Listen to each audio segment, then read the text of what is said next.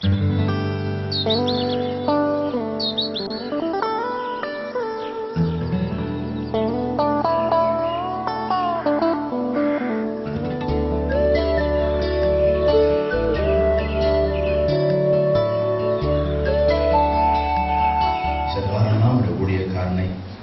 7 நாட்கள் 6 நாட்கள் எனக்கென்று ஒரு வாழ்க்கை, எனக்கென்று ஒரு கடமை, என்னுடைய மைனஸ் பிளஸ் நான் தேடுகிற அந்த தேடுதல் இவர்களோட பின்னி பிணைந்து நெற்றி வலை பின்னுவது போல எனக்கு தொட்ட நிரப்பின சத்தியங்களை நீரே இன்றைக்கு சபையில் வந்து பேசி தேவ ஜனங்களை நீர் சந்திக்க வேண்டுமான ஜெபிக்கிறேன்.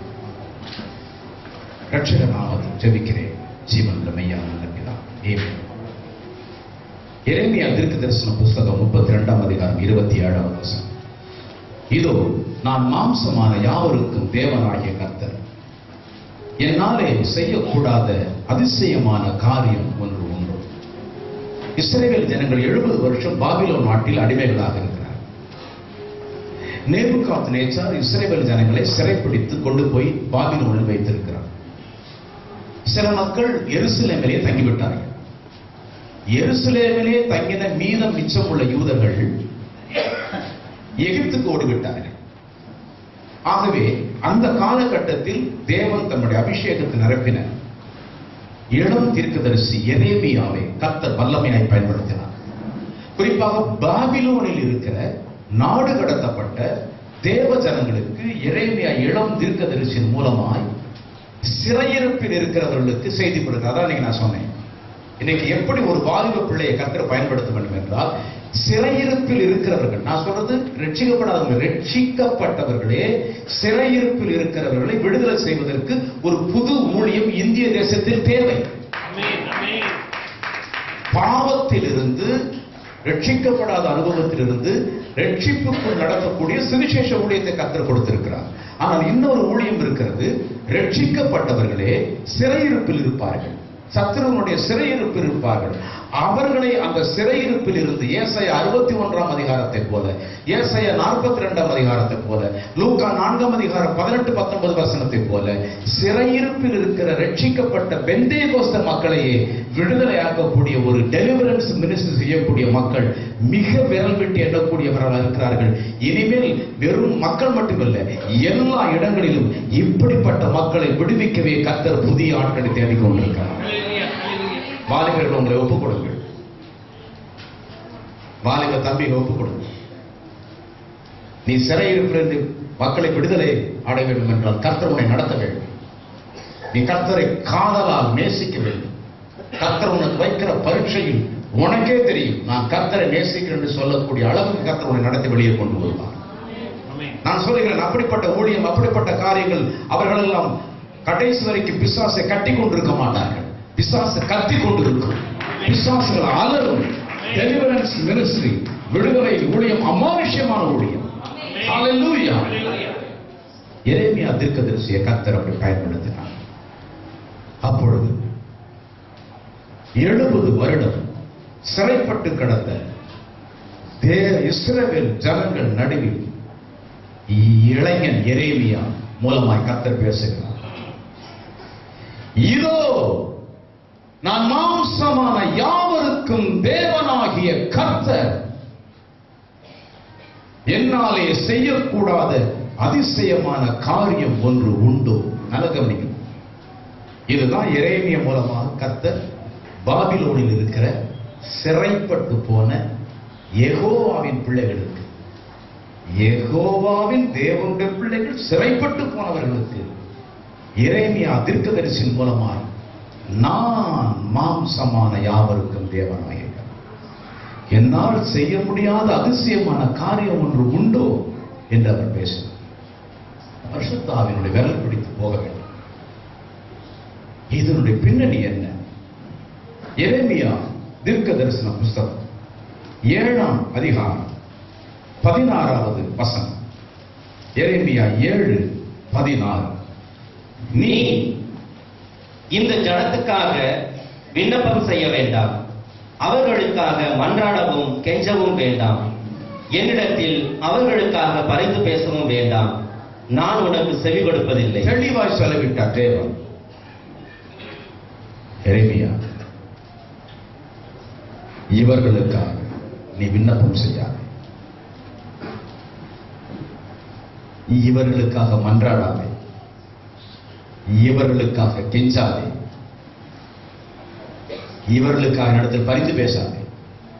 நீ அப்படி செஞ்சினா, இவ்வளவு சொல்லி நீ செஞ்சினா, நான் உனக்கு செவி கொடுக்க மாட்டேன்.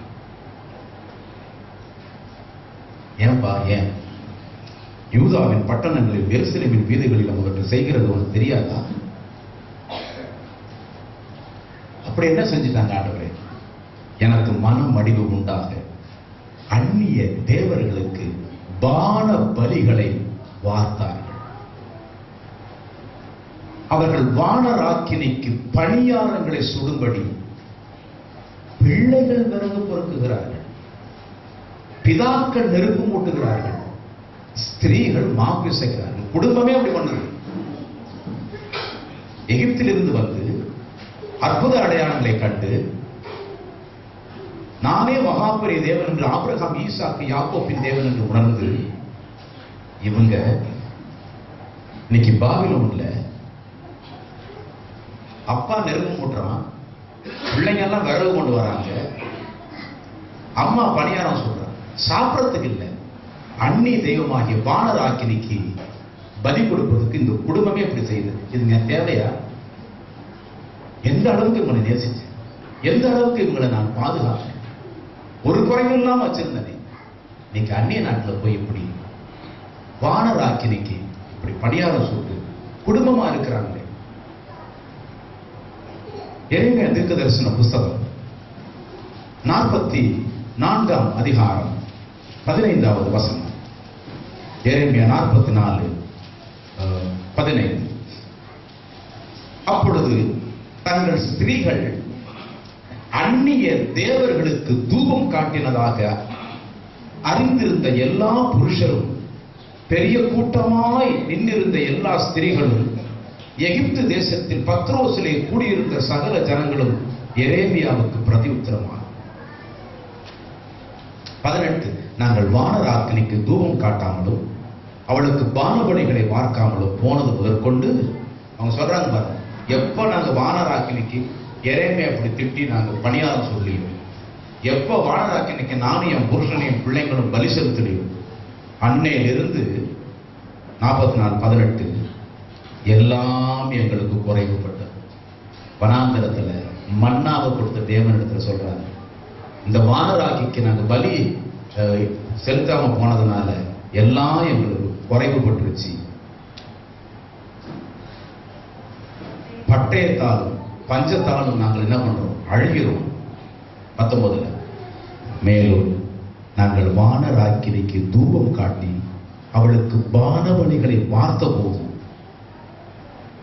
எங்கள் புருஷரின் அனுமதி இல்லாமல் அவளுக்கு பணியாரங்களை சுட்டு பானபலிகளை பார்த்து அவளை நமஸ்கரித்தோமா?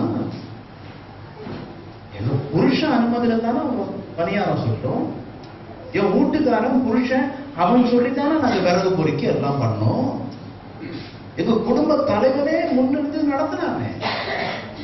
அவளுக்கு பலி செலுத்த வரைக்கும், பணியாரம் சொல்ற வரைக்கும் எல்லாம் நிரம்பி இருந்துச்சு. என்னைக்கு எரேமியா திட்டி கை விட்டோமோ அன்னையில இருந்து எல்லாம் எங்க குடும்பத்தில் குறைஞ்சு போச்சுன்றாங்க. இதை பார்க்கிறாராம் தேவன். தேவையா? இப்படி ஒரு ஜனங்கள், நன்றி கட்ட ஜனங்கள் இருப்பாங்களா அப்படின்னு வெறுத்து போறார் தேவன். வானராக்கினிக்கு பணியாரம் சுட்டு வான பலிகளை பார்க்காமல் போனதனால் நாங்கள் குறைவுபட்டோம். மறுபடியும் தீர்க்கதரிசி கடகரம் போடா, தெய்வமாவது யெகோவாவது எரேமியாவது நாங்க போய் மறுபடியும் எங்க புருஷன் சொல்லி நாங்க பானபலிகளை செலுத்தணும், பணியாரங்களை சுட்டோம். பாருங்க, எங்க குடும்பம் எல்லாம் நிரம்பி வடிஞ்சிட்டு இருக்கு அப்படின்னு சொல்றோம். சகோதரனே, சகோதரியே, பாத்தியா? நல்ல கடவுள், அருமையான யெகோவா தேவன் எகிப்திலிருந்து அவர்களை விடுதலை செஞ்சு 40 வருஷம் வனாந்தரத்தில் நடத்தி 7 ஜாதிகளை விரட்டி விட்டுட்டு அவங்களுடைய உயிருக்கும் உடமைக்கும் பாதுகாவலனா இருந்து ஆபிரகாம், ஈசாக்கு, ஏனோக்கு எவ்வளவோ பரிசுத்தவான்கள் எல்லாம் நடுவில் தாவீது போன்றவர்கள்லாம் வந்து எல்லாம் ஆசீர்வதிக்கப்பட்டு அப்படி இருக்கிற ஆளுங்க பாபிலோன்ல அடிமைத்தனத்துல 70 வருஷம் அவனும் நிலம் வாங்கிட்டான், அவனும் சொந்த வீடு கட்டிட்டான், அவனும் திராட்சை தோட்டத்தை நாட்டிட்டான், சுபகோமா இருக்காங்க. ஆனா அப்படி இருக்கும் பொழுது அந்த தேவனை மறுதலிச்சு அந்த தேவனை மறந்துட்டு அந்த பாபிலோன் நாட்டில் பிரசித்தி பெற்ற ஒரு தேவதை வானராக்கினி. வானராக்கினிங்கிறது நம்ம பட்ட பேரு, நான் அப்புறம் சொல்றேன் நம்ம பேர் என்ன. அந்த வானராக்கினி பாபிலோனியர்கள் ஆராதிச்சு அவளை கும்பிட்டாங்க. 70 வருஷம் இவன் போய் அங்க தங்குனதுனால அவங்கெல்லாம் செழிப்பா இருக்கிறத பார்த்து இந்த செழிப்புலாம் எப்படி வந்துச்சு அவன் சொன்னான், அந்த வானராக்கினதான் கொடுத்தாங்க. யெகோவாவை அந்தி சந்தி மத்தியான வேலை தியானிச்சவங்களுக்கு ஒரு எண்ணம் வந்துருச்சு, நம்ம தெய்வம் துப்புக்கட்ட தெய்வம், அது வெறும் மோட்சத்துக்கு கூட்டிட்டு போகும், தப்பு தண்டா பண்ணாமல் பார்த்துக்கணும். ஆனால் டாலர் கொடுக்கணும், பணம் கொடுக்கணும், வீடு வாசல் வாங்கணும்னா 4 பேருக்கு மத்தியில் நல்ல கௌரவமாக வாழணும்னா வானராக்கி தான் அதுக்கு சிறந்தவன். அவள் தான் நமக்கு சோறு போடுவான், அவள் தான் டாலர் கொடுப்பான், அவள் தான் எல்லாம் கொடுப்பான், செழிப்பு ஃபைனான்சியலாக அவள் கொடுப்பான். அப்படியே மாறினாங்க. ஜெகோவா ஷாலோம் அப்படின்னு வாங்கு கூறி கர்த்தரை அந்தி சந்தி மத்தியானல முறையிட்ட தகப்பன், யூத தகப்பன் அடுப்பெரிக்கிறான். நீ உட்கார்ந்திருக்கும் பொழுது, எழுந்திருக்கும் பொழுது, வீட்டின் நிலக்காலையில் வாசலில் உன் பிள்ளைகளுக்கு இதையே பேசுவையாகன்னு பாங்கு கூறி கர்த்தருடைய வார்த்தையை நியாயப்பிரமாணத்தை கேட்ட பிள்ளைங்க வானராக்கினிக்கு நெருப்பு மூட்டுறதுக்கு அப்பனுக்கு விரதம் இருக்குது. பாவ நிவாரண பலி, சமாதான பலி என்று சொல்லி பல பலிகளை செலுத்தின யூத ஸ்திரீ அதே விரல்ல வானராக்கினிக்கு பணியாரத்துக்கு மாவு பசைறான். பலி செலுத்தி சொல்றான், இன்னைக்கு தாங்க எங்க குடும்பத்தில் நல்லா இருக்குங்க, நல்லா இருக்கு, நல்லா இருக்கு. பாத்தியா நடந்த நிகழ்ச்சி. உன்னால முடியுதா? இந்த கம்ப்யூட்டர் உலகத்தில் இருக்க உன்னால இதை ஏற்றுக்க முடியும்? சரி, நான் என்ன கேட்கிறேன், அப்படி அவங்க போயிட்டாங்களே, கடவுளை அவங்க தவிச்சிட்டாங்களாயா? பிச்சைக்கார மாதிரி பின்னாடியே போறாயா? இந்த பூமியில வாழ்ந்தா நீ பெரிய ஜாதியில பிறந்துடலாம், நீ பெரிய பெரிய ஆள மண்ணாங்கட்டியா இருக்கலாம், ஐ டோன்ட் கேர், அதுக்கு கவலை இல்லை. ஆனா நீ இந்த பூமியில இருக்கிற போது அந்த மகாபுரிய கடவுள் மீது வைத்த அன்பு இருக்குல்ல, அந்த அன்பை அனுபவிச்சு நரகத்து தீவில கிடப்பேன், நரகம் எரியும் கந்தகத்துல அதுல ஆலரைட்டு கிடப்பேன். கடவுளுடைய அன்பை இந்த பூமியில நினைச்சுப்பான். உள்ளங்கையில் உன்னை வரைந்திருக்க உன் மதில்கள் என் முன்னிருக்க தொடர்ந்து உன் பின்னே தொடர்ந்து வந்தேனே காருண்யத்தாலே எடுத்துக்கொண்டேனே. ஆனால்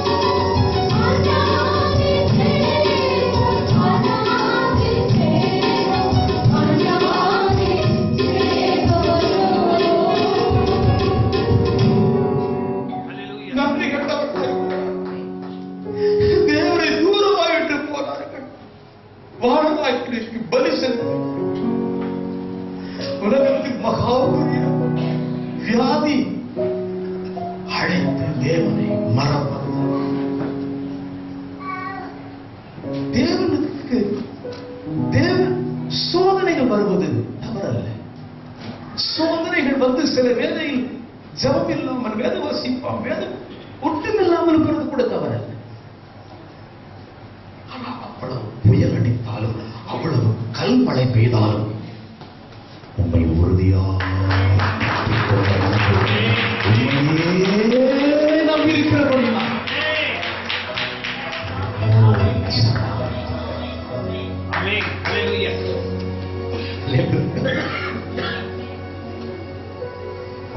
உயிரோடு இருக்கிறதுக்கு ஒரே ஒரு காரணம், அன்றைக்கு நின்று நிலைத்து இன்னும் பல வருடம் இதே மண்ணிலே நான் ஊழியம் செய்ய போகிறேன், அறிக்கை செய்கிறேன். அநேக வெளிநாடுகளில் தெளிவாக சென்று கர்த்தருடைய வார்த்தையை கொடுக்க போகிறேன்.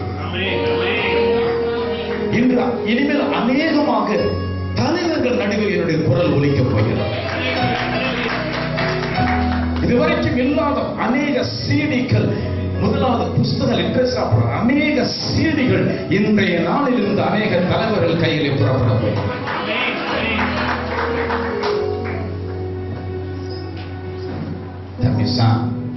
ஷீபா அக்கா 3 பேர் நானே தான் இந்த வருஷம் அவரவர்களுக்கு இரவும் பகலாய் தேவன் வேலையை கொடுக்க போகிறார். இரவும் பகலாய் யெகோவா தேவனுடைய நாமத்தை மகிமைப்படுத்துங்கள். நன்றி நன்றி நன்றி. ஹalleluya ஹalleluya. ஓ ஹalleluya. நன்றி. நன்றியோடு வாழ்கிற குடும்பங்களை கர்த்தர் வைப்பார். அவர்களோ வானராக்கினிக்கு பணியாளர்களை சொல்றார். யாரை அந்த வானராக்கி? எப்படி நம்முடைய இந்திய தேசத்தில் ராமாயணம், மகாபாரதம், இதிகாசம் மிக மிக பிரபலியமும் முக்கியம், கிரேக்கர்களுக்கு எப்படி எலியட் என்ற இதிகாசம் மிக மிக உயர்ந்தது, அதுபோல பாபிலோனிய ராஜ்யத்தில்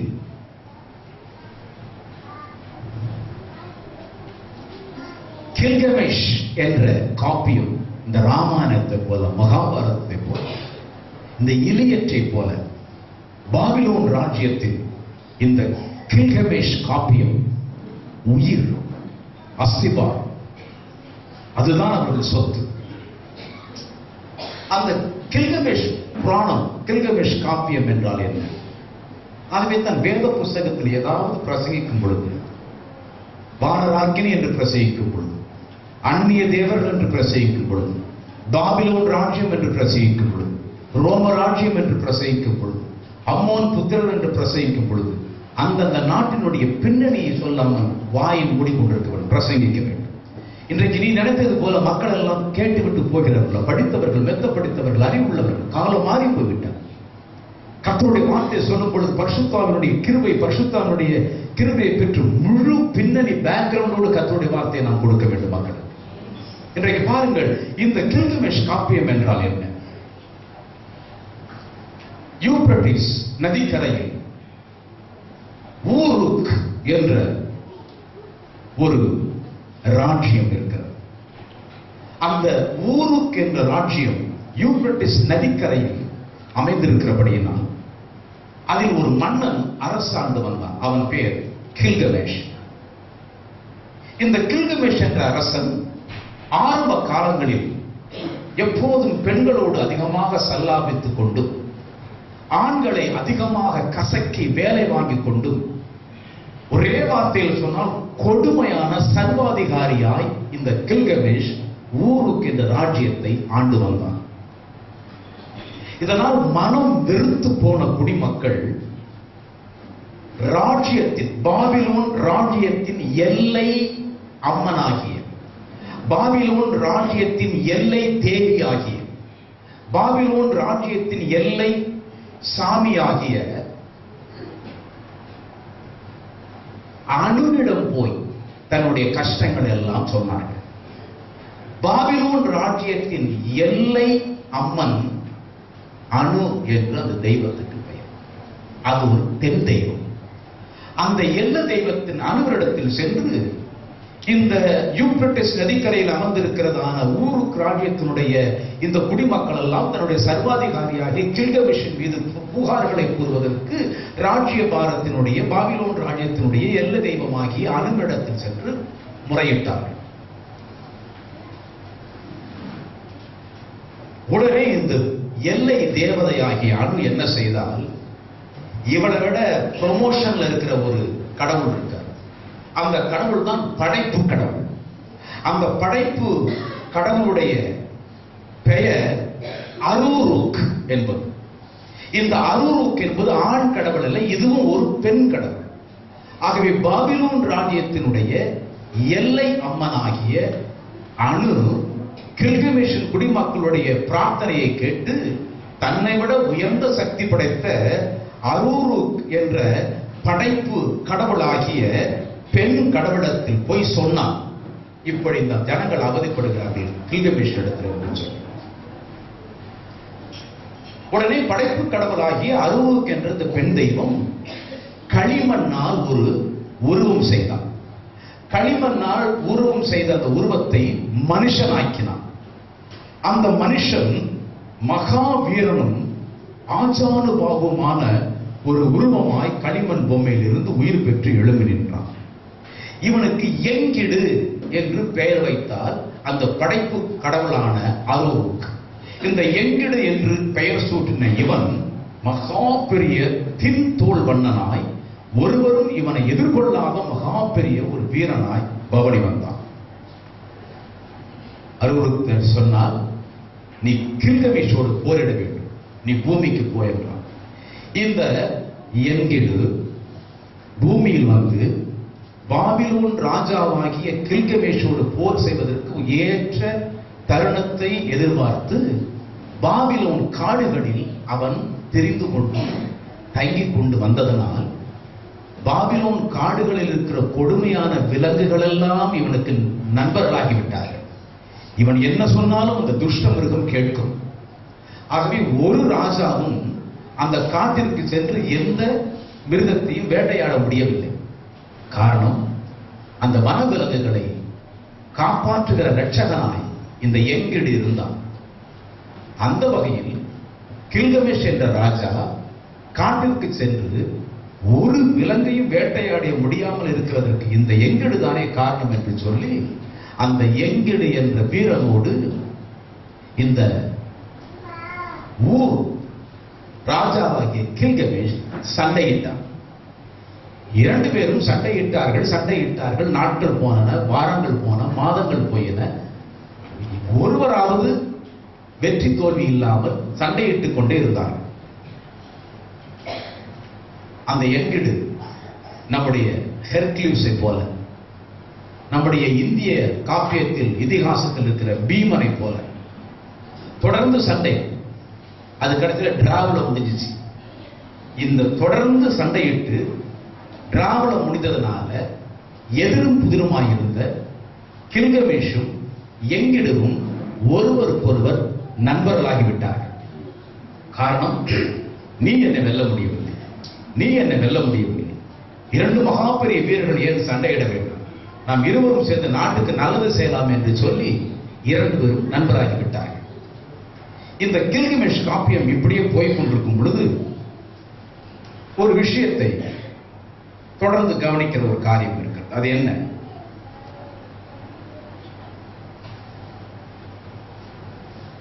ஒரு முறை இந்த கில்கமேஷை நாம் ஜெயிக்க வேண்டும் என்றால், அதாவது இந்த என்கிடுவை நாம் ஜெயிக்க வேண்டும் என்றால் ஒரே ஒரு விஷயம்தான். அது என்ன? இஸ்டார் கோவிலில் இருக்கிற ஒரு அழகான நாட்டியக்காரியை என்கிறவனிடத்தில் அனுப்பினால் அவள் அவனை மயக்கி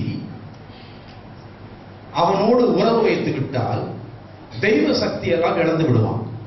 பின்பு இந்த எங்கிடுவை ஈஸியாக சுலபமாக ஜெயித்து விடலாம் என்று இஸ்தார் கோவிலுடைய பூசாரிகள் எல்லாம் ஆலோசனை கொடுத்தார்கள். அப்படி இவன் ஒரு நாட்டியக்காரி இஸ்டார் கோயில் இருந்து போய் எங்கிடுவோடு பழகி அவன் தகாத உறவு வைத்ததனால் அந்த பலம் இழந்து போய், ஒன்றுமே இழந்து போய் அவன் தள்ளாடி கொண்டிருக்கும் பொழுதுதான் இன்னொரு தெய்வம், வேற ஒன்றும் இந்த இஸ்தார் என்ற தெய்வமே என்கிடுவின் மேல் மையல் கொண்டு விருப்பம் கொண்டு நான் உன்னை திருமணம் செய்து கொள்கிறேன், மற்ற கடவுளை குறித்து நீ கவலைப்படாதே, இஸ்டார் தெய்வமாகிய நான் உன்னை திருமணம் செய்து கொள்கிறேன் என்று சொல்ல என்கிடு பயந்தான். ஏன் பயந்தான்னா, இந்த இஸ்டார் தேவதைக்கு நிறைய பேர் இப்படி ஆண்கள் இருந்திருக்கிறார்கள். நிறைய ஆண்களை இவள் திருமணம் செய்திருக்கிறார். அதுல சொர்க்கலோகத்து தோட்டத்தை நிர்மாணிச்சான் ஒருத்தன். அவன் பேரு இசுல்லானா. இவன் இந்த இஸ்தார் தேவிய விரும்பாம இருந்தனால இந்த இஸ்தார் தெய்வம் ஏன்டா எல்லாரும் விரும்புறாங்க நீ மட்டும் விரும்ப மாட்டேங்கிறன்னு சொல்லி அந்த இசுல்லாவை சபிச்சு பருவாக்கிட்டான்.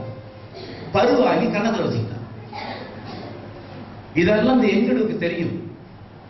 நான் உன்னைய திருமணம் செய்ய மாட்டேன்னு சொல்லணும்னா மறுபடியும் இந்த இஸ்டார் தெய்வம் யார்கிட்ட போனுச்சுன்னா, அந்த முதல்ல போனுச்சு பாரு அருவுருக்கும் தெய்வம், அதுகிட்ட போய் பாரு அவளை நீ என்னை கல்யாணம் பண்ணிக்கிறான்ற, என்னை கல்யாணம் பண்ணிக்கிறான் பாரு அப்படிங்குது. அந்த படைப்பு கடவுள் ஆகிய அருவுருக்கு தெய்வம் அப்படியே சொல்லிட்டாம அப்படின்னு ஒரு அசுர காளைய தேவலோகத்திலிருந்து அவன் அழிக்கிறதுக்கு அனுப்பிடுச்சு. இவ பேரு தான் வானராக்கி. இவளுக்கு தான் நம்ம ஜனங்கள் போய் பணியாரம் சொல்லிட்டாங்க. ஆனால் அவர் அழைத்த தேவன் யெகோவா, நான் பரிசுத்தரா இருக்கிறது போல நீங்களும் உங்கள் வாழ்க்கை எல்லாவற்றிலும் பரிசுத்தரா. பதறாத கடவுளுடைய மனசு, பதறாத தேவனுடைய மனசு. இந்த கில்கமேஷ் காப்பியத்துல அணுவில் இருந்து இஸ்டார் வரைக்கும், எங்குடு வரைக்கும், கல்கிமேஷ் வரைக்கும் இவங்க போன தெய்வமெல்லாம் ஒரு மனிதர்களை போலவே கூட வாழாம மனிதர்களை விட ரொம்ப கீழான ஒரு தரத்துல வாழ்ந்து தெய்வத்துக்குரிய தகுதியே இல்லாத அந்த அரூருக்கு என்ற இஸ்டார், அஸ்தரோத் என்ற இந்த காம தேவியான இந்த வானராக்கினிக்கு ஆபிரகாம் சந்ததிகள் பணியாரம் சூடுவதும், ஆண்கள் விறகு எரிப்பதும், பெண்கள் மாவு பிசைவதும், பிள்ளைகள் விறகு பொறுக்குதமாய் இருந்து அவங்க சொல்றாங்க, ஏன்டா அப்படி பண்ணிட்டீங்க? அப்ப சொல்றான், எங்களுக்கு வேற வழி இல்லை, இந்த பாபிலோனை விட்டு நாங்க வெளியில வர மாட்டோம். இப்ப நாங்க சொல்றோம், எங்களுடைய கடைசி நாள் வரைக்கும் இந்த பாபிலோன்ல தான் இருப்போம், எங்களுடைய தாய் நாட்டுக்கு வர முடியாது. எங்களுடைய ஆபிரகாம் ஈஸ்வரன் தேவனுடைய பிள்ளையே. இதுதான் அந்த வானராக்கினுடைய பின்னணி. அப்படி சொன்னதுனால முழுசா கில்கமேஷ் காப்பியத்தை சொல்லி நினைக்காதீங்க. நமக்கு இந்த ஆராதனையில இந்த நேரத்துக்கு இந்த செய்திக்கு இவ்வளவு போகுங்கிறதுல 1-2%, 3%, 4% தான் சொல்லியிருப்போம். இந்த கில்கமேஷ் புராணம் தொடர்கிறது. அது நமக்கு இப்ப வேண்டாம். இதுவரைக்கும் போதும். இதுவரைக்கும் ஏன் ஆவியானவர் எனக்கு உனக்கு இந்த காப்பியத்தை சொன்னார் தெரியுமா? வானராக்கினிக்கு பணியார சொல்றாங்க, வானராக்கிக்கு பணியார சொல்றாங்கன்னா அந்த வானராக்கினியா அவருடைய சுபாவம் என்ன, அவருடைய பின்னணி என்ன, அந்த தெய்வங்களுடைய சுபாவம் என்ன? யாராவது ஒரு தெய்வத்தை பின்பற்றுனா என்ன அர்த்தத்தில் பின்பற்றுவாங்க?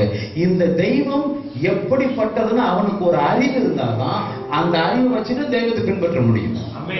இப்ப நீ நானும் இயேசுன்னு பின்பற்றோம்னா அந்த இயேசுவை குறித்து உனக்கு ஒரு அறிவு இருக்குது, ஏதோ ஒரு அறிவு இருக்கு. அந்த அறிவு உனக்கு உண்மைன்னு தெரிஞ்சிருச்சு. ஆகவே என்ன துன்பம் வந்தாலும் விட்டு கலக்க மாட்டேங்கிறார்.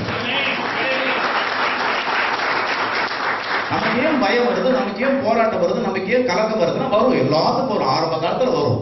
எனக்கு வந்துச்சு, எனக்கு இப்ப இருக்குது, கொஞ்சம் கொஞ்சமா குறையும். ஏன் அப்படி வருதுன்னா ஒண்ணு புரிஞ்சுக்க, அந்த பயம் போறதுக்கு, கவலை போறதுக்கு ஒரே ஒரு விஷயம் தான் இருக்குது. நான் நம்பிக்கை வச்சிருக்கிற தெய்வம் எப்படிப்பட்டவர்ங்கிற ஒரு அறிவு வர வர இது தானா கலந்து போயிடும்.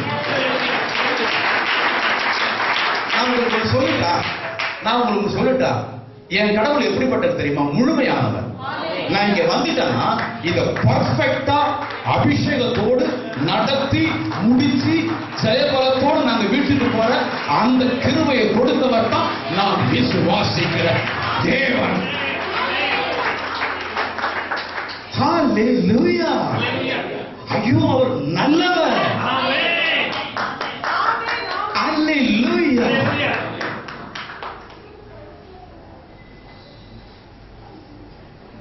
ஆபிரகாமும் நொடித்து போய் எகிப்துக்கு போனான். தாவீதும் சவுலுக்கு அலைந்து திரிந்தான். யாக்கோப்புக்கு இப்படி வந்தது, பவுலுக்கு பாம்பு கடித்தது. கவனி, கடிக்கலாம், ஓடலாம், ஆடலாம், வணங்கிக்கொள். அந்த நூற்றாண்டுகள் போய்விட்டது, அந்த காலங்கள் போய்விட்டது. அவர்கள் வாழ்ந்த காலம் வேறு, அவர்களுடைய தேவை வேறு. நான் வாழுகிற காலம் வேகமாய் கிரியை செய்கிற காலம், முழுமையாய் கிரியை செய்கிற காலம். எனக்கு துன்பங்கள் இருக்கிறது, துயரங்கள் இருக்கிறது, சோதனைகள் வரலாம். ஆனா சில பரிசுத்தவான்களே சோதனைகள் ஒன்றுமில்லாமல் விழுந்தார்களே, அது எனக்கு உதாரணம் இல்லை. ஏன் விழுந்தார்களோ, எதற்காக விழுந்தார்களோ எனக்கு தெரியாது. ஆனால் விழுந்தது அவர்கள் பொறுப்பேற்றவர், தேவனுடைய பொறுப்பு. அவர் கலகத்திற்கு தேவன் அல்ல, அவர் சமாதானத்திற்கு தேவன். மற்றவர்கள் எப்படியோ, என் தேவன் நல்லவர், அவர்களை நடத்துவார். நன்றியோடு இருங்கள். அழைத்த தேவனுக்கு நன்றி மனோபாவத்தோடு இருங்கள்.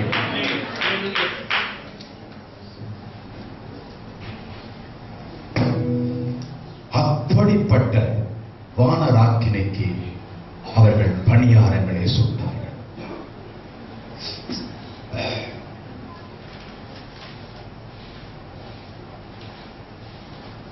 ஆனால் நம்முடைய தேவன் 70 வருஷம் அடிமைகளாய் பாபிலோனில் கிடந்த பாருங்க, ஏன் இந்த தெய்வத்தை இந்த இஸ்ரவேல் நான் சொல்றேன், செழிப்புங்க. அமெரிக்காவில் விபச்சாரம் தான் ரொம்ப ஸ்ட்ராங்கான பாயிண்ட். இந்தியாவில் பணத்துல தான் விழுவும், அமெரிக்காவில் செக்ஸ்ல விழுவும். ஒவ்வொரு நாட்டுக்கு ஒரு சாபம் இருக்கு. இந்த நாடு ஒரு சாபமான நாடு. இங்க எப்பேற்பட்ட ஊழியர்களும் எப்பேற்பட்ட ஆளுங்களும் விபச்சாரத்துக்கு மசிய மாட்டாங்க. ஆனா பணத்துல கட்டின உழுதும். ஏன்னா அந்த நாட்டுக்கு பணம் ஒரு பெரிய அந்தஸ்து உள்ள ஒரு காரியம். கார், பங்களா, வீடு ஒரு அந்தஸ்து உள்ள காரியம். நீ வேணா பாரு, கார்கள் நிறைய நிக்கிற சபையில கூட ஒருத்த போய் உட்கார்ந்து இருக்கிறதுக்கு ஆசைப்படும். ஒரு ஊழியக்காரர் நல்லா பணம் அந்த ஆசீர்வாதத்தோட இருந்தா அந்த சபையில இருக்கிறேன்னு சொல்றது ஒரு பெருமை அடையும். நான் சில இருக்கேன். அப்படிப்பட்ட நாடு இங்க உட்கார்ந்து இருக்கிற அநேகருடைய சுயரூபங்கள் கூட அப்படிதான். கர்த்தர் உன்னை ஒரு பொருளாதாரத்துக்குள் நடத்தாத வரைக்கும் நீ ரொம்ப அமைதியும் தாழ்மையா தான் இருப்ப. ஆனா திடீர்னு ஒரு பொருளாதார வாசல் திறந்துச்சுன்னா நீ தடுமாறி போற. உன் தாழ்மை போயிருது, உன் பரிசுத்தம் போயிருது, என்னென்னமோ போயிருது. இங்க இருக்கிற எல்லாத்துக்கும் சொல்றேன், பணம் மட்டும் இல்ல, செக்ஸ் மட்டும் இல்ல, எல்லாமே இருக்கட்டும். எல்லாத்தையும் உள்ள போங்க, நுழைஞ்சு போங்க.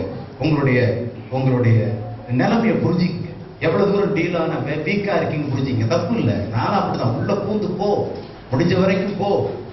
பிளஸ் மட்டும் பார்க்க, மைனஸை பார்த்துக்க. உன் மைனஸையும் பார்த்துக்க, பிளஸையும் பார்த்துக்க. ஆமென். உன் பிளஸுக்காக கத்துற துதி, மைனஸுக்காக அவர் கூப்பிடு.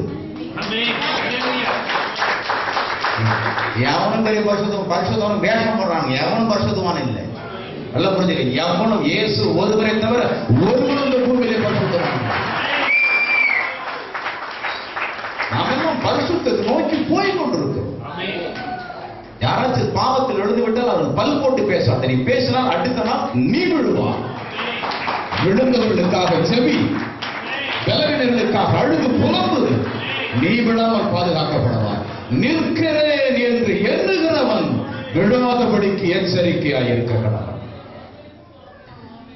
ஆகவே இவர்கள் செழிப்புக்காக இந்த அஸ்தரோத்தை தேடி போனார்கள். எரேமியா தீர்க்கதரிசன புஸ்தகம் 2ஆம் அதிகாரம் 7வது வசனத்தை வாசிக்கிறோம். அதில் எரேமியா தீர்க்கதரிசனம் மூலமாய் கர்த்தர் பேசுகிறார். எரேமியா 2:7. செழிப்பான தேசத்தின் கனியையும் நன்மையையும் சாப்பிடும்படிக்கு நான் உங்களை அவ்விடத்துக்கு அழைத்துக் கொண்டு வந்தேன். ஆனால் நீங்கள் அதற்குள் பிரவேசித்த போது என் தேசத்தை தீட்டுப்படுத்தி என் சுதந்திரத்தை அருவருப்பாங்க. பாபிலோன் செழிப்பான தேசம் தான்.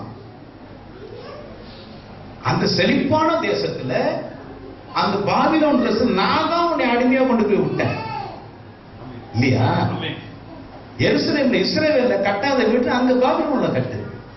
இங்க நடாத திராட்சை தோட்டத்தை அங்க நடு. கல்யாணம் பண்ணிக்க, சந்தோஷமா இருக்கு, ஹாப்பியா இருக்கு. நீ 70 வருஷத்துக்குள்ள என்னென்ன ஆசீர்வதிக்க. ஆனா பாவி என் லைன்ல போய் எனக்கு என் வார்த்தைக்கு கீழ்படிச்சு அந்த ஆசீர்வாதத்தை வாங்கிக்காம அங்க போய் உள்ள வரைக்கும் ஒழுங்கா இருந்து விட்ட உடனே என்ன விட்டுட்டு வானராக்கை பணியாளர் போய் இந்த செழிப்பை நான் தர மாட்டேன்னா அந்த ஊருக்காரன் அப்படிதான் சொல்லுவான். இது தெய்வத்துக்கு கூப்பிட்டு நல்ல செழிப்பா இருக்குன்னு சொல்லுவோம். உனக்கு எங்க அறிவு போச்சு? உலகத்துக்கு சூடு சொந்த போச்சு. நீ மயில் முளைச்ச மனுஷன் தானே, நீ எல்லாம் படிச்ச பொம்பளை தானே, இத்தனை வருஷம் அனுபவிச்சில்ல நீ கேட்கிற ஆண்டவர். எரேமியா ஒன்னும் கேட்கிற. ஆகவே அந்த இடத்துக்கு போன உடனே தீட்டுப்பட்டு விட்டீர்களே அப்படின்னு சொல்றாரு. ஆகவே இவர்கள் அங்கு போன உடனே இந்த இஸ்ரவேல் ஜனங்களுக்கு இந்த பாபிலோனிய மக்கள் வானராக்கினைக்கு பலியிடுவதற்கு, வானராக்கினியை வொர்ஷிப் பண்ணுவதற்கு கற்றுக் கொடுத்தார்கள் இந்த பாபிலோனிய மக்கள். அப்படிதான் போட்டிருக்கு பைபிள்ல. 9ஆம் அதிகாரம் 14 வசனத்தை வாசிங்க. எரேமியா 9:14. தங்களுடைய இருதயத்தின் கடினத்தையும் தங்கள் பிதாக்கள் தங்களுக்கு கற்றுக் கொடுத்தபடி பாகால்களையும் பின்தொடர்ந்தார்களே என்று கர்த்தர் சொல்லுகிறார். எரேமியா 9:14. தங்களுடைய இருதயத்தின் கடினத்தையும் தங்கள் பிதாக்கள் தங்களுக்கு கற்றுக் கொடுத்த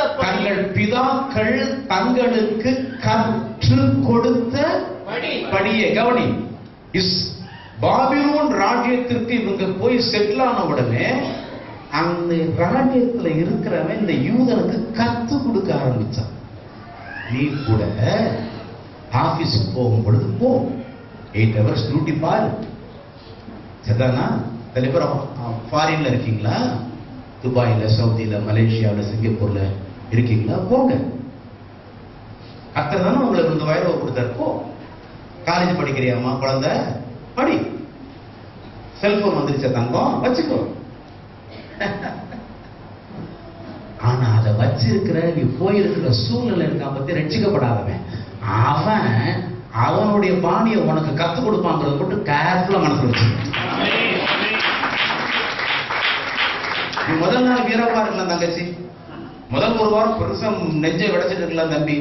ஆனா அடிக்க அம்மிய நகருங்கிற மாதிரி அந்த சூழல்ல இருக்க அடிக்க நீ அவங்களுடைய பேக்ரவுண்டுக்கு போயிருந்த. அப்பதான் கடந்து கத்துறது, ஆவியில் நிரம்பி இருங்கள், இடைவிடாமல் செவியுங்கள், கர்த்தருடைய வார்த்தை இரவு பகல் தியானியுங்கள், சபை கூடுதலை விட்டு விடாதீர்கள், பரிசுத்தவான்கள் ஐக்கியத்தை பெற்றுக் கொள்ளுங்கள்.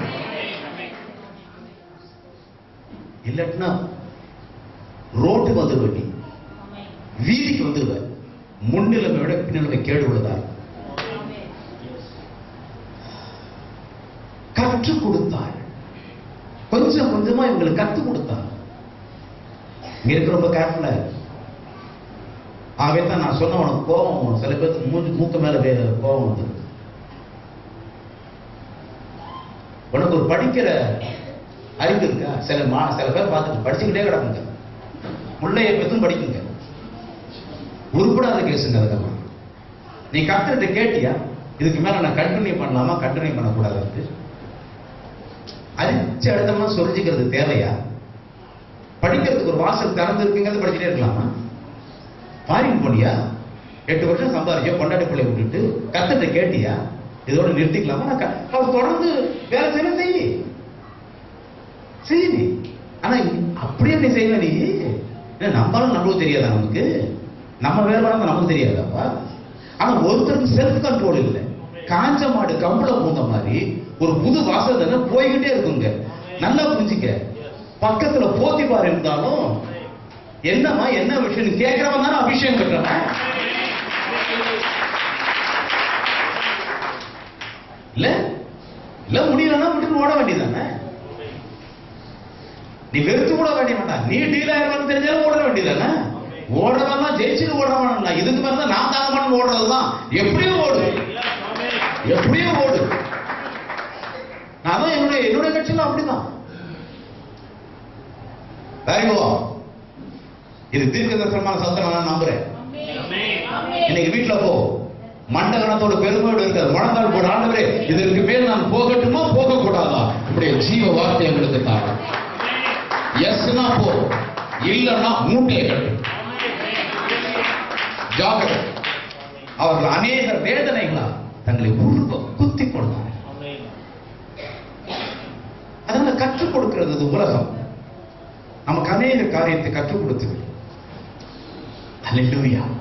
இஸ்ரவேல் ஜனங்களுக்கு என்னன்னா, பாவம் செஞ்சா இவர் பாவம் மன்னிப்பு கொடுப்பார், அவ்வளவுதான். ஆனா எது கொடுக்க மாட்டார், பணத்தை கொடுக்க மாட்டார். அந்த காலத்துல பணம்னா என்ன சொல்லுவாங்கன்னா எண்ணெய், ஒலிவ எண்ணெய், இதெல்லாம் பணப்பயிர்.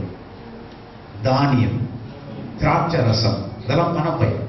மாமி ஒரு இடத்துல சொல்வார், ஓசியா மூலமா கர்த்தர் சொல்வாரு, ஏன் இந்த மாதிரி வானராக்கினிக்கு பணியாரம் சொல்ல போறாங்க? அவர்கள் எண்ணெய்க்கும் தானியத்துக்கும் திராட்சை ரசத்துக்கும் தானே வேறே நேசரை பின்பற்றி போனார்கள்.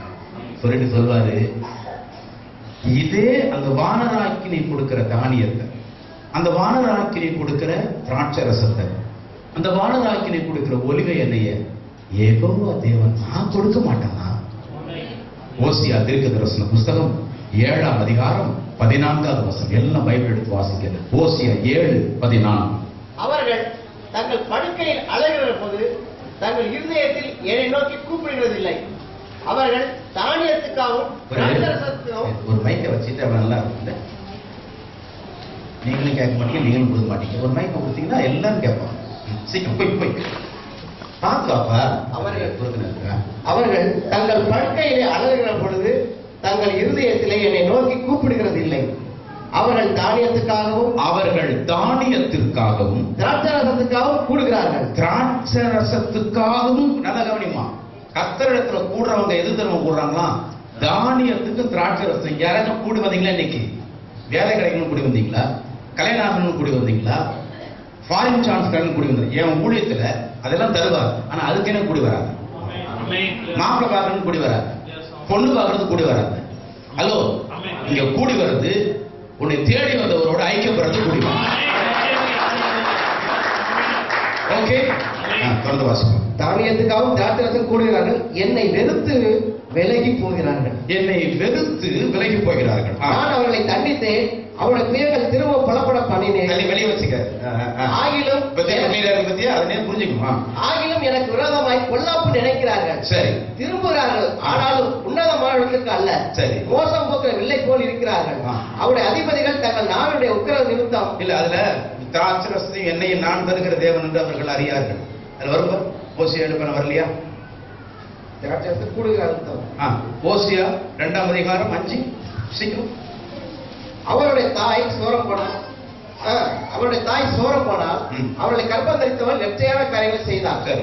அப்பத்தையும் தண்ணீரையும் ஆட்டு மயிரையும் பஞ்சையும் எண்ணெயையும் பானங்களை கொடுத்து வருகிற என் நேசர்களை பின்பற்றி போவேன் என்றார். சரி, அடுத்த வருஷம்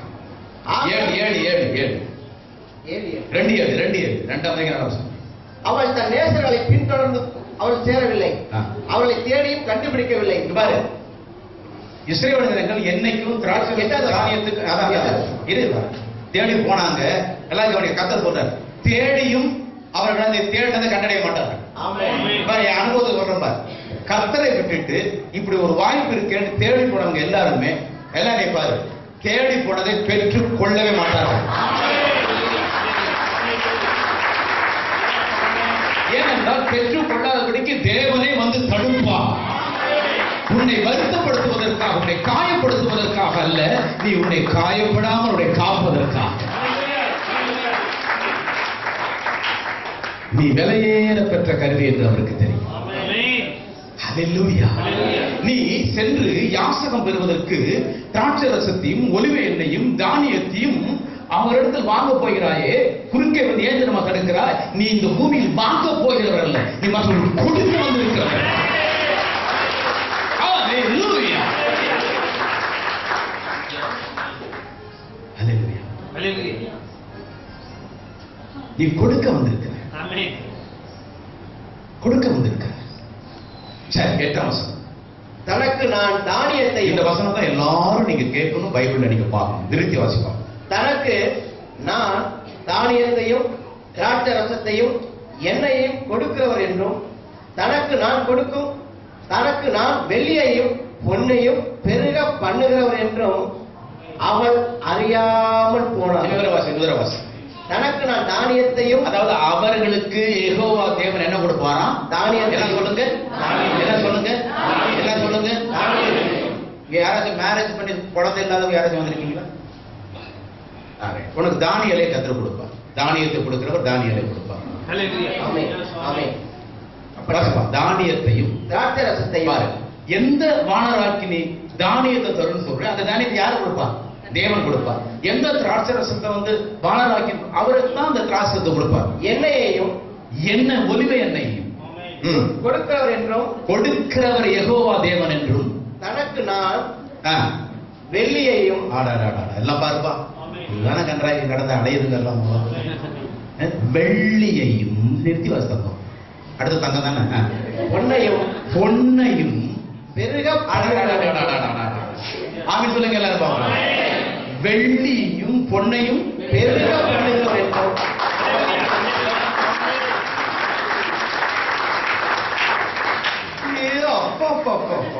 எங்கேயாச்சும் வெள்ளியும் பொன்னையும் வாங்க பண்ணுவேன்னு போட்டிருக்கான்.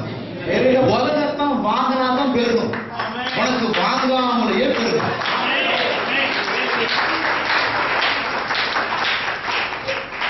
எனக்கு ஒரு பெரிய ஆச்சரியம். அக்கா சின்ன வயசு கல்யாணம் பண்ணது சொல்றோம். நமக்கு ஒரு பொம்பளை பிள்ளை இருக்கு, நாளைக்கு கல்யாணம் பண்ணோம், கத்தர் ஆசீர்வதிப்பார், அவளுக்கு நான் போட்டு அனுப்பணும். அது மேலே நான் போட்டுறேன் நிறைய 2 பிள்ளைகள் நிறைய நான் போட்டுறேன். ஒரு பெரிய ஆச்சரியம் பாருங்க, ரொம்ப நல்லா இருக்கும். அப்ப இவங்க என்ன பண்ணாங்க, நகையை கட்டிட்டாங்க. ஆனா எனக்கு அது உடன்பாடு நகை போடணும்னு சொல்லி நல்லா எனக்கு ஆசை. சோழன் என்ன தெரியுமா, அம்மா அப்பா போகட்டும், அவங்க இவ்வளவு தூரம் உள்ளதுக்கு அப்புறம் தாங்குறாங்க, அது பெரிய ஆசீர்வாதம். ஆனா நீ இனிமேல் நகை போடாம இருக்காது. இங்க யாராச்சும் நகை போடுறதா போடலையான்னு பிரச்சனை வந்துச்சுன்னா, நான் திருப்பி சொல்றேன், நகையை கழட்டுறது கழட்டுங்க, போடுறதுன்னா போடுங்க. ஆனா கழட்டிட்ட உடனே கத்தர் ஒரு காதல் பார்வை பார்த்து இன்னும் முத்தம் கொடுப்பான்னு நினைக்காத. அது வேஸ்ட் ஆகுது. என்னன்னா அது அப்படியேதான் இருக்கும். அது ஒண்ணும் கவலைப்படாத. போட்டுக்கணும்னு ஆசைப்பட்ட போட்டுக்கிட்டா கத்தர் திட்டுவார் அப்படின்னா ஒன்னும் திட்ட மாட்டாரு. என்கிட்ட சமயத்தை கொடுக்கலன்னா தான் திட்டுவார் ஊழியத்துக்கு. அதனால தானே மற்றபடி திட்ட மாட்டேன். அதனால ஒண்ணுமே இல்லை, ஓ விருப்பம் தான் அது, நீ போட்டுக்கணும். ஆனா இப்படி கதை விடாது. நேற்று ராத்திரி கத்திர ஒண்ணு அவுத்து போட்டுங்கன்னா அதெல்லாம் வாங்க. அப்படி அவரே இல்லை, அப்புறம் அவர் அவுத்து போடணும். வெக்கப்படாது, நீ தேடி ஓடாது. நீ தேடி ஓடணும் மனுஷனே கிடையாது. நீ கர்த்தரை விட்டு மற்றதை தேடுனா அவுட்டு. நீ யாரா இருந்தாலும் சரி, முதலாவது தேவனுடைய நாயத்தையும் நீதியை தேடுங்கள், இவரெல்லாம் கொடுப்போம். ஆகவே கர்த்தர் சொல்லுகிறார், தங்கத்தையும் வெள்ளியையும் நான் பெருக செய்கிற தேவனாய் இருக்கிறேன். ஹல்லேலூயா. அவ்வளவுதாங்க. இப்போ ஒரு விஷயம் அண்ணன், இன்னைக்கு என்ன ராயல் கனால மெசேஜ்னா, நான் மாம்சமான யாவருக்கும் தேவனாயிருக்கிறேன், என்னால் செய்யக்கூடாத அதிசயமான காரியம் உண்டோன்னு சொல்லி எரேமியாவுக்குள்ள தேவ ஆவியானவர் புகுந்து யெகோவாவின் ஆவியானவர் 70 வருஷம் அடிமைத்தனத்தில் இருக்கிற இஸ்ரவேல் ஜனங்களை பார்த்து கேட்டதாக சொல்றீங்க. அதுல இருந்து என்னன்னா, எல்லா தேவர்களை காட்டும் நம்முடைய தேவன் தான் மகாபெரிய தேவன்ங்கிறது சொன்னாங்கன்னு சொல்லிட்டீங்க. ஆனா அவங்க என்ன பண்றாங்க, வானராக்கினிக்கு பணியாரம் சுட்டு எல்லா காரியத்தையும் அவங்க பண்றாங்கன்னு சொன்னீங்க. அந்த வானராக்கினி என்னங்கிறத நம்ம ஹிஸ்டரியில பார்ப்போம். அவ்வளவு ஒரு புவர் காடஸ் அங்க எல்லாமே. சரி, இப்ப இவங்க என்ன பண்ணிட்டாங்க, விக்கிரக ஆராதனை செஞ்சுட்டாங்க. தேவனை விட்டு வானராக்கின் விக்கிரகத்துக்கு பலியிட்டுட்டாங்க. ஆகவே தான் தேவன் அவங்கள கோவப்பட்டு என்ன பண்றாருன்னா அடிச்சு துரத்துக்காரு. அந்த அடிமையா இருக்காங்க. திருப்பி எரேமியா மூலம் கொஞ்சம் எச்சரிச்சு மறுபடியும் தான் நாட்டுக்கு விக்கிரக ஆராதனை படு மோசம். இது பல 1000 வருஷத்துக்கு முன்னாடி பலஸ்தீன பேக்ரவுண்ட்ல விக்கிரக பழைய ஏற்பாட்டினுடைய பிக்சர். ஆனா நம்ம புதிய ஏற்பாட்டில் இருக்கோம். நம்ம விக்கிரக ஆராதனை விட்டுட்டு தான் யாரை ஏற்றுக்கொண்டிருக்கிறோம்? இயேசு கிறிஸ்துவை ஏற்றுக்கொண்டிருக்கிறோம். நமக்கு இது பொருந்தாது. ஏன்னா நம்ம விக்கிரக ஆராதனை விட்டுட்டு தான் என்ன பண்றோம், இங்க வந்துருக்கோம். இப்ப நம்ம என்ன விக்கிரக ஆராதனை பண்றோம்? சொல்லுங்க. நாங்க என்ன விக்கிரக ஆராதனை பண்றோம் சொல்லுங்க. அப்புறம் படிக்கல. 2ஆம் அதிகாரம் 23ஆம் வசனம். எரேமியா 2:23. நான் தீட்டுப்படவில்லை, நான் பாவங்களை பின்பற்றவில்லை என்று நீ எப்படி சொல்லுகிறாய்? நான் அதை விட்டுருங்க. 2வது, நான் பாகாலை பின்பற்றவில்லை என்று நீ எப்படி சொல்லுகிறாய்? நினைப்பாரு. அவ்வளவுதான். நான் விக்கிரக ஆராதனை செய்யவில்லை என்று நீ எப்படி சொல்லுகிறாய்? அப்ப நீங்களும் நானும் என்ன பண்ண முடியும்? பண்ண முடியும். எப்ப பண்ண முடியும்? இப்ப பண்ண முடியும். விக்கிரக ஆராதனைங்கிறது புதிய ஏற்பாட்டுல வரும்போது வெறும் விக்கிரகத்தை மட்டுமே குறிக்கிறது இல்லை. முதல்ல இதை நான் சொல்லிடுறேன். முதல்ல எழுத்தின்படியே நீங்க யாரும் விக்கிரக ஆராதனை இனிமேல் செய்யாதீங்க. நான் சொல்றது ஆவிக்குரிய அர்த்தம் இல்லை, எழுத்தின்படி இல்லையா? விக்கிரகத்தை வச்சு வணங்குறவங்க யாரா இருந்தாலும், அல்லது நீங்க வந்திருக்க வீட்டுக்கு போகும்போது மத்தவங்க இங்க வராம விக்கிரகத்தை ஆராதிக்கிறவங்க இருக்கலாம். ஒரு நிமிஷம் கூட என்ன சந்தேகமே இல்லாம அவங்க எவ்வளவு காந்தி தாத்தா மாதிரி இருந்தாலும், கஸ்தூரி பாயா இருந்தாலும், பைபிள்ல விக்கிரக ஆராதனை எதை கொண்டு வரும்? சாபத்தை கொண்டு வரும்னு சொன்னதுக்கு அப்புறம் அப்படியா அப்படின்னு போனாங்கன்னா அது தேவனுக்கு விரோதமான பகை. இது எத்தனை பேர் ஒத்துக்கொள்றீங்க? அது சாபத்தை கொண்டு வரும். நீங்க ஒரு பக்கம் என்ன குமான்னு உடைச்சாலும் அவங்க விக்கிரகத்தை தேடுறதுனால உனக்குள்ள சாபம். ஒரு பக்கம் நீ எவ்வளவு உடைச்சாலும் ஏன் திரும்ப பணம் தங்க மாட்டேங்குது, மற்ற யாரோ விக்கிரகத்தில் இருக்காங்க, நீ அவங்களோட நீ காம்ப்ரமைஸ் ஆகிருக்கலாம். சாபம் வந்துடும். அவங்ககிட்ட பேசினா முறைச்சுக்கிட்டா வம்பா போயிடும், முறைச்சுக்கிட்டா வேலை போயிடும், முறைச்சுக்கிட்டா அது புருஷனா இருக்கலாம், மனைவியா இருக்கலாம், எதுவாதான் இருக்கலாம். என்னையா சொல்லு பாப்பா, எல்லாதான் இருக்கலாம். யாரு பார்ப்பேன் அல்லேலூயா. இங்க இருக்கிற நிறைய பேரு சில உறவுகளும் ரொம்ப மதிக்கும் இல்லையா? பெண்களை கேட்டா உங்களுக்கு யாரு முக்கியமான உறவு? புருஷன் தானே. புருஷன் தானே. புருஷன் ஒரு சொல்ல ஒண்ணு மீற மாட்டில்ல. ஆனா அந்த புருஷன் ஒரே வயிற்று வலி தாங்க முடியல, பயமா இருக்குதுன்னு முன்பது யாரை கூப்பிடுற? அப்ப யார்? டாக்டர் தான் இருக்காங்க. அப்ப யாரை கூப்பிடுறாங்க? கர்த்தரை கூப்பிடுறாங்க. இப்ப என்ன கிட்ட வந்துருங்க, யாரை கூப்பிடுறாங்க? அப்ப புருஷனோட எந்த உறவு பேசணும்னு தெரியுது. வயிற்று வலி வந்தாதான் அந்த உறவு வருமா? இது வராமே அந்த உறவு சொல்றேன்.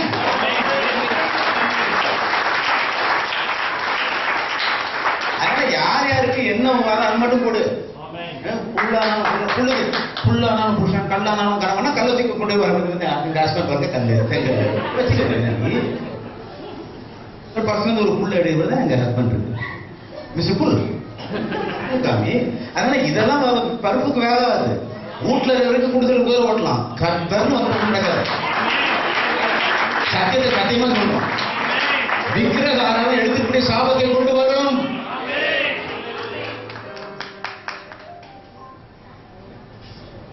ஆக யோவான் எழுதின சுவிசேஷம் 5ஆம் அதிகாரம் 21ஆம் வசனம், பிள்ளைகளே நீங்கள் விக்கிரகத்திற்கு விலகி உங்களை காத்துக் கொள்வீர்களாக.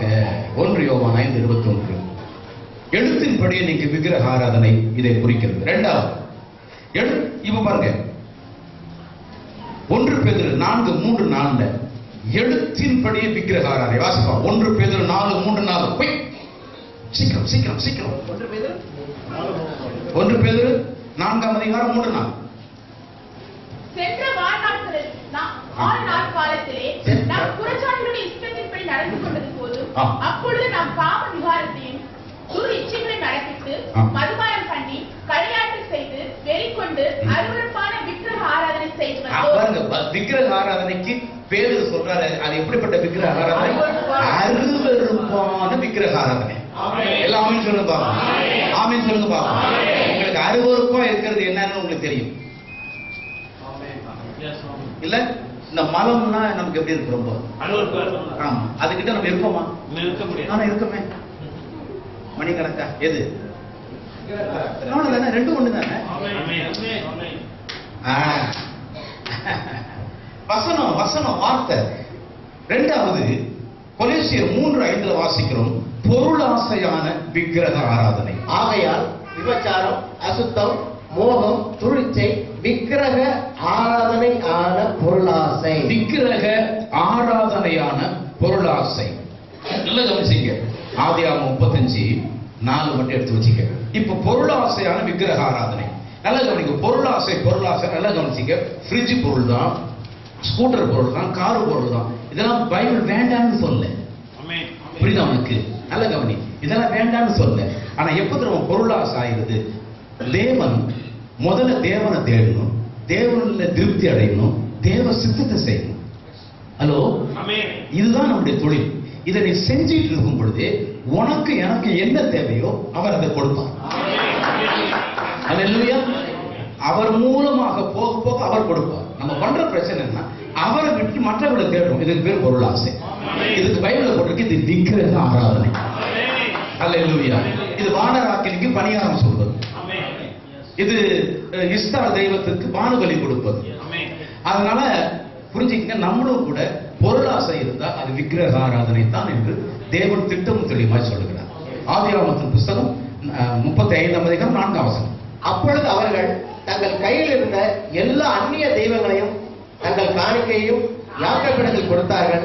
வேற ஒண்ணும் இல்ல, அவங்க போட்டிருக்கிற ஆபரணங்களை எல்லாம் கலற்றி, நகை நட்டுகள் எல்லாம் கலற்றி, காதணி எல்லாவற்றையும் கலற்றி அவர்கள் என்ன பண்ணிட்டாங்கன்னா விட்டுட்டாங்க. அது என்ன போட்டிருக்குன்னா விக்கிரகம். அது ஏன் அப்படி போட்டாங்கன்னா, ஒவ்வொரு ஜுவல்லையும் ஒவ்வொரு டாலர்லையும் அந்நிய தெய்வத்தினுடைய பொறிச்சிருக்கும், அந்நிய தெய்வத்தின் உருவம் அதை பொறிச்சிருக்கும். ஏன்னா அந்த ஆர்கேலாம் அந்த மாதிரி குரூப் தான். ஆகவே அந்த அந்நிய தெய்வம் டாலர்ல போச்சிருக்கிறதுனால அது வேண்டாம், கழட்டி போட்டுன்றாங்க.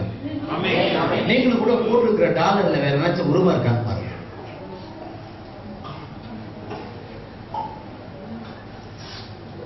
செயின் டிசைன்ல கோதுமை மணி, விளக்கு மூக்குல ஏதாவது டிசைன் இருக்கான்னு பாருங்க. பாலிப்பிள்ளை போட்டிருக்கிற பணியில ஏதாச்சும் வேற ஒரு மண்டை ஓடு இருக்கான்னு பாருங்க.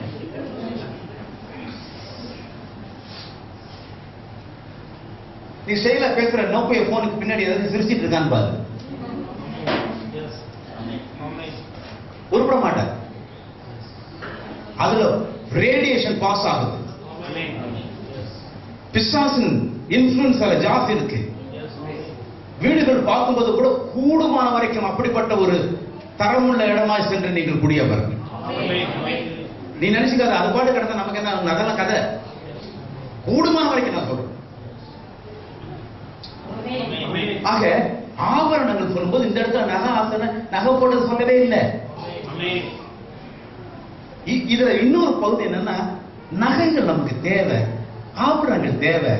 ஆனா அதுல ஒரு பெண் வந்து நகை போட்டு வர நல்ல ஒரு செயின், ஒரு தோடு.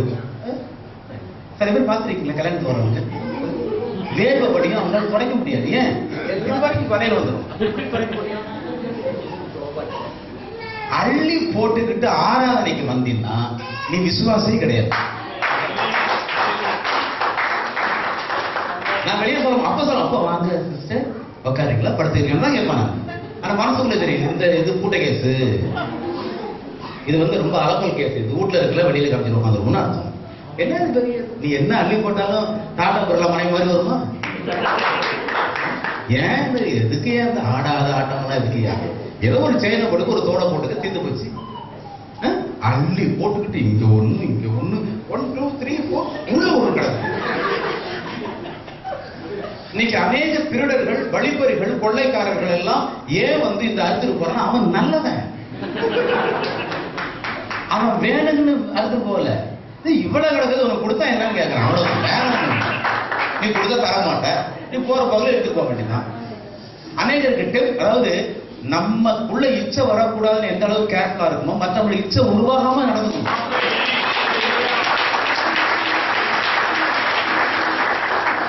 புரியுதா உங்களுக்கு? சோ எல்லா வஸ்திரத்தையும் போடுங்க, எல்லா இதையும் போடுங்க, எல்லாமே செய்யுங்க. அல்லேலூயா. எழுத்தின்படியே விக்கிரக ஆராதனை 1 பேதுரு 4:3-4. பொருளாசையான விக்கிரக ஆராதனை கொலோசியர் 3:5. ஆபரணங்கள் ஆகிய விக்கிரக ஆராதனை ஆதியாகமம் 35:1-4. 2 கொரிந்தியர் 6 வாசிக்க வேண்டாம். 2 கொரிந்தியர் 6 குறிச்சிங்க. 2 கொரிந்தியர் 6 14-18. 2 கொரிந்தியர் 6 14-18. 2 கொரிந்தியர் 6 14-18.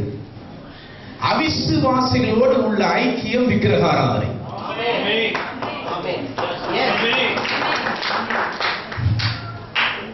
இயேசுவை ஏற்றுக்கொள்ளாதவர்கள் உங்களுடைய கொலீக்ஸா இருக்கலாம், ஒர்க் பண்ற ஆபீஸ்ல, உங்க பிசினஸ் பார்ட்னரா இருக்கலாம், உங்க அக்கம் பக்கத்து வீடா இருக்கலாம். ஆமாவா இல்லையா? அவிசுவாசிகளோடு உறவே வெண்டிகாசில ரொம்ப தப்பு பண்ணுவோம். பக்கத்து வீட்டுல அவிசுவாசிகள் பேசவே மாட்டாங்க. நான் குப்பரை அடிச்சு விழுந்தாலும் தூக்குறதுக்கு ஆள் இருக்காது. அப்படியே படுத்து விழுந்து கிடப்பாங்க. ஏன்னா அவங்க தான் பழகலையே. அவங்க பாப்பா எனக்கு ஒரு மாதிரி படுத்துருக்காங்க போய்வாங்க. நீங்க என்ன பண்ண எல்லாரோடு என்ன பண்ணுங்க, ஒரு சுமூகமான உறவு வச்சுக்கீங்க. உறவு வச்சுக்கிறது வேற, ஐக்கியமா இருக்கிறது வேற. ஐக்கியப்பட்டாங்க. எங்க ஊர்ல நீங்க தேர்தல் தொழில வாங்க அதை ஊத்திக்கலாம், நீங்க போயிடக்கூடாது. நீ கர்த்தரோட நாமத்தை மகிமைப்படுத்தணும். அவிசுவாசிகளோட யார் ஐக்கியமா இருக்கல, நீ விக்கிரகாராதனை பண்றீங்க. அத கேர்ஃபுல்லா காலேஜ் பிள்ளைங்க கை தூக்குங்க. காலேஜ் படிக்கிற பிள்ளைங்க, ஒர்க் பண்ற பிள்ளைங்க நல்லா இருந்துச்சு. அதர் செக்ஸ் உங்க காலேஜ்ல ஸ்கூல்ல ஒர்க் பண்ற இடத்துல நிறைய பேர் ஆண்கள் ஒர்க் பண்ற வாலிப பிள்ளைங்க ரொம்ப கேர்ஃபுல்லா, ரொம்ப கேர்ஃபுல்லா, ரொம்ப கேர்ஃபுல்லா, ரொம்ப கேர்ஃபுல்லா. அவிசுவாசிகளோட ஒன்று ஐக்கியம் இருக்கு. அவங்களோடு காம்ப்ரமைஸ் ஆகும்.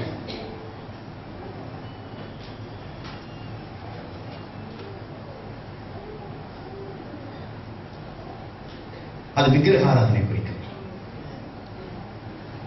ஓகே,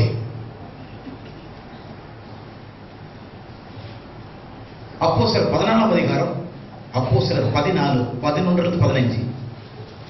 தேவனை தவிர மற்ற மக்களை உயர்த்திக்கிட்டு மக்களை முன்னணி வச்சு இருக்கிறவங்க விக்கிரகாராதனை பண்றாங்க. எல்லாம் பாருங்க, விசுவாசிங்க எல்லாம் பாருங்க. எனக்கு எல்லாரும் ஹெல்ப் பண்ணுவீங்களா? ஹெல்ப் பண்ண கை தூங்க. நான் சொல்றேன், கை தூங்க. எனக்கு ஒரே ஒரு உதவி. இன்னொரு காணிக்கை எடுக்க போறாங்கல்ல, ஒரே ஒரு உதவி. கூடுமான வரைக்கும் நீங்க சாட்சி சொல்லும் போது, கர்த்தர் பெற்ற அற்புதம் செய்யும் போது என் பேரை சொல்லாம நீங்க சாட்சி சொல்லுங்க. கூடுமான வரைக்கும் சேகர் மாஸ்டர் பேரை சொல்லாதீங்க. கர்த்தர் செய்தான்னு சொல்லுங்க. எத்தனை பேர் சொல்றீங்க? ஆர்வம் தனியா விடுங்க. கர்த்தர் செய்தான்னு சொல்லுங்க. ஆமென். என்னை விக்கிரகம் ஆக்கிறாதீங்க. நான் என் மூலமா கர்த்தர் பல காரியம் செய்யலாம். தயவு செய்து எனக்கு எனக்கு பெருமையும் மட்டகணத்தையும் துன்ப கருத்தை கொடுத்துறாதீங்க. எனக்கு ஒரு ஹெல்ப் பண்ணுங்க. தேவனை கொண்டு வரும்போது என்னை கொண்டு வராதீங்க. கல்வாரி இயேசுவை இரட்சகரை, இரத்தம் சிந்துகிறவரை, நம்மை தாங்குகிறவரை, நம்மை பலவீனத்தில் பலப்படுத்துகிறவரை உயர்த்துங்க. ஹல்லேலூயா, ஹல்லேலூயா. தேவனை தவிர மக்களை தூக்காதீங்க. தேவனை தவிர அரசியல்வாதியை தூக்காத. உனக்கு எனக்கு அரசியல் கட்சியில பங்கு கிடையாது. நம்மெல்லாம் கட்சிக்காரங்க கிடையாது. நம்ம கட்சிக்கு அப்பாற்பட்டவர்கள். அல்லேலூயா. நம்ம அரசியலுக்கு அப்பாற்பட்டவர்கள். உங்க வீட்டுல யாரையும் இயேசு கிறிஸ்துவுக்கு உறவுக்கு சமமா வச்சிடாதீங்க. என்னையா? ஆமா, பிள்ளைய கூட உறவு வச்சிடாத. உன் மனைவியா இருந்தாலும், உன் பிள்ளையா இருந்தாலும், உன்னுடைய ஊழியரா இருந்தாலும், ஏன் அவங்க வாழ்க்கை நீ முறுக்கிட்ட? அவங்க புருஷன் போனப்ப நீ வந்துட்டு ஒரு இடையில ராசு வேண்டாம். ராசு உங்க கணவரா இருந்தாலும் சரி, புரியுதா? தூக்கி வச்சுட்டு ஆடாதீங்க. புள்ளைய தூக்கி வச்சுக்கிட்டு ஆடாத. நீங்க யார வேணாலும் சொல்லுங்க, யாரு புருஷன் கிட்டீங்க அதெல்லாம் வேண்டாம்.